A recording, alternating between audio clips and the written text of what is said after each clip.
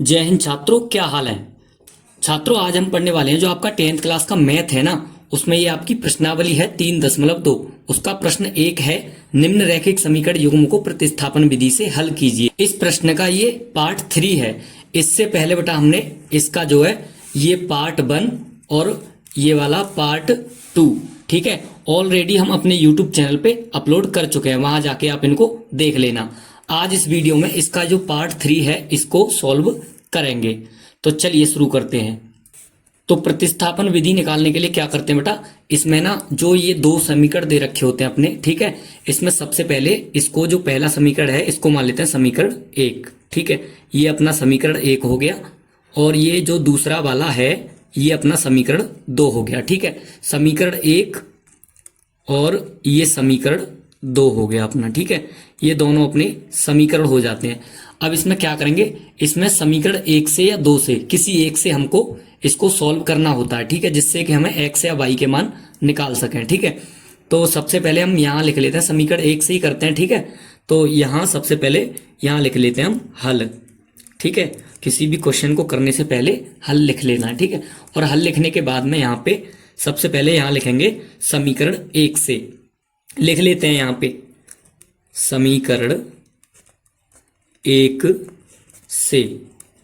समीकरण 1 से करेंगे तो समीकरण 1 को नीचे उतार लो, ठीक है। क्या है अपना समीकरण है 3x माइनस वाई बराबर 3।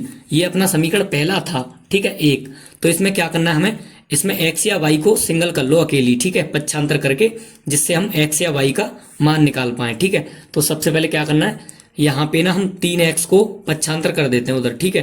तो ये क्या हो जाएगा, ये हो जाएगा बेटा अपना, यानी यहाँ पे ये माइनस वाई बराबर 3, और इधर 3x को पक्षांतर करेंगे, ये क्या हो जाएगा माइनस का 3x। यहां तक समझ में आया, ठीक है, कोई दिक्कत नहीं होनी चाहिए, आराम से समझो, ठीक है। अब ये जो यहाँ पे माइनस का साइन है उसका क्या करेंगे, यहाँ पे बेटा इसको या तो कॉमन ले लो, ठीक है, या माइनस से भाग देने पर ये क्या हो जाएगा, देखो ये 3 है ना, वो माइनस का हो जाएगा और 3x प्लस का हो जाएगा, ठीक है। तो यहां लिखेंगे हम, देखो y बराबर, ठीक है, इसको आगे लिख लेते हैं प्लस का करके, क्योंकि ये प्लस का होने वाला है ना। तो 3x, ठीक है, इसको माइनस का कर देंगे, -3, ठीक है, ऐसे ही है बस, है ना। अब यहाँ पे क्या करना है, यहाँ पे जो y का मान हमने निकाला है ना, y की वैल्यू 3x माइनस 3, ठीक है, इसको समीकरण 2 में रख देंगे, ठीक है। तो चलिए रखते हैं, यहाँ पहले लिख देते हैं y बराबर 3x माइनस 3, ठीक है। इसको यानी इस वाले मान को y के को, ठीक है, समीकरण 2 में रखेंगे, ठीक है। तो को यहीं लिख देते हैं समीकरण 2 में रखने पर अब देखो यहां से जो अपना समीकरण 2 है उसे पहले नीचे लिख लेंगे, उसके बाद वैल्यू रखेंगे इसकी। कितना है, समीकरण 2 है अपना 9x, यानी 9x माइनस 3y बराबर कितना है 9। ये अपना समीकरण दूसरा था, ठीक है। अब इसमें क्या करेंगे, इसमें हम मान रखेंगे किसका, y का, ठीक है। तो y का मान है बेटा अपना ये 3x माइनस 3, ठीक है। तो चलिए रख देते हैं, ये 9x की जगह पे 9x रहने देंगे, ठीक है, और माइनस का 3 की जगह पे 3, और जहां y है ना y की जगह पे पूरा रख देंगे 3x माइनस 3, ठीक है। तो रखते हैं चलिए, तो 3x माइनस 3। अभी क्या किया हमने, इसमें y का मान रखा है, ठीक है, बराबर में क्या है, अभी बराबर में यहाँ पे 9 है, ठीक है। अब यहाँ पे क्या करेंगे, जो ठीक है 3 है उसका अंदर कोष्ठक में गुणा कर देंगे, ठीक है। तो ये क्या है 9x माइनस, ठीक है, देखो 3x का 3 में करेंगे, ये हो जाएगा 9x, और यहाँ पे बेटा ये माइनस और यहाँ भी माइनस, तो ये प्लस हो जाएगा, ठीक है, कितना 9, और बराबर में क्या है 9, यही तो है अपना। अब देखो क्या करेंगे, इसको सॉल्व कर लो, कैलकुलेशन कर लो, ये प्लस का है और ये माइनस का है, कैंसिल हो जाएंगे, दोनों कट जाएंगे, ठीक है। तो यहाँ क्या बचा बेटा, यहाँ बचा अपना यानी 9 बराबर 9, ठीक है। ये तो चौंकाने वाला है, ठीक है, कैसा है, तो चौंकाने वाला है। इसमें क्या होता है बेटा, जब अपना, ठीक है, यानी इस तरह की कोई बराबर मान निकल के आते हैं ना, यानी x या y हमारे पास नहीं बचती है, दोनों कट जाती हैं, तो क्या होता है, तो बेटा इस तरह के क्वेश्चन में क्या करते हैं हम, इस तरह के क्वेश्चन में हम, ठीक है, लिख देते हैं एक लाइन, यानी जो हमारे जो दोनों समीकरण है ना सेम थे, कैसे, समान थे दोनों, ठीक है। तो समान होते हैं जब समीकरण, तो यहाँ पे लिख देते हैं मतलब यह कथन y के सभी मानों के लिए सत्य है। ठीक है, तो चलिए इसको हम लिख देते हैं एक लाइन में। क्या लिखेंगे, यहाँ पे लिखेंगे यह कथन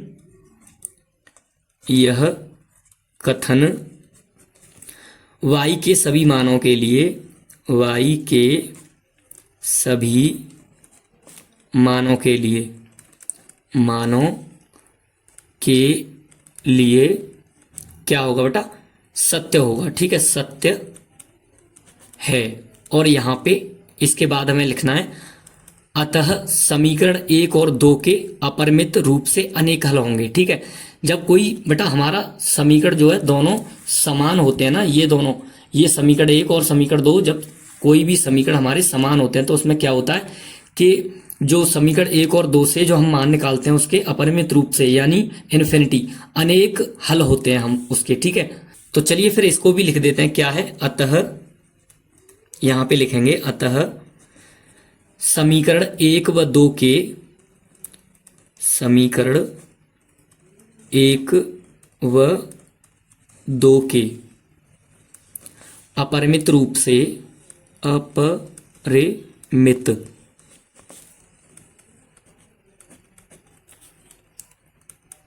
रूप से